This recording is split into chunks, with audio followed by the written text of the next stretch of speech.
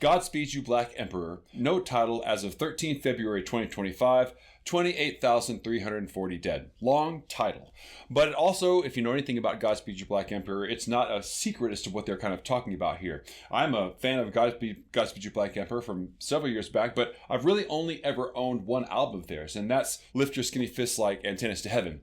That was a really important album for me a while back, especially it came at a time where a close friend of mine, Tim Osmolsky, had passed away, committed suicide actually, and that particular album really served as the soundtrack for my emotional state. And I think Godspeed You Black Emperor is really adept at conveying these kinds of things because their music is very stark and emotional, but also very beautiful and very moving.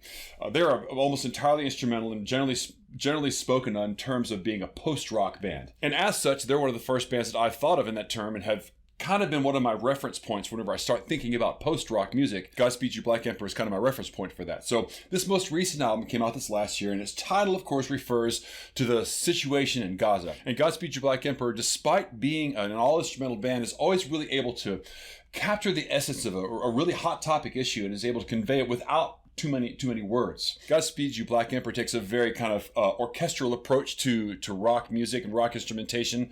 They do append it with some strings and some non-rock, traditional rock instruments, but generally stay within the rock paradigm and have these long form pieces that generally build to a huge climax and then sort of fall off of it.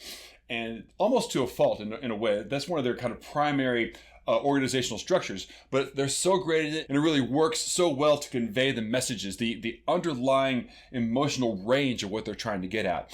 And this album, I think, also captures that very well as Lift Your Skinny Fists Like Antennas to Heaven from years ago. And the fact that it also talks about another horrific, emotionally charged situation, I think, is another really good connecting point. It's one of the reasons why I decided to take the plunge in this album after all this time, because I know that Godspeed You Black Emperor can kind of capture these ideas, these concepts in music so well that I thought this would be a very compelling recording, and it actually very much so is.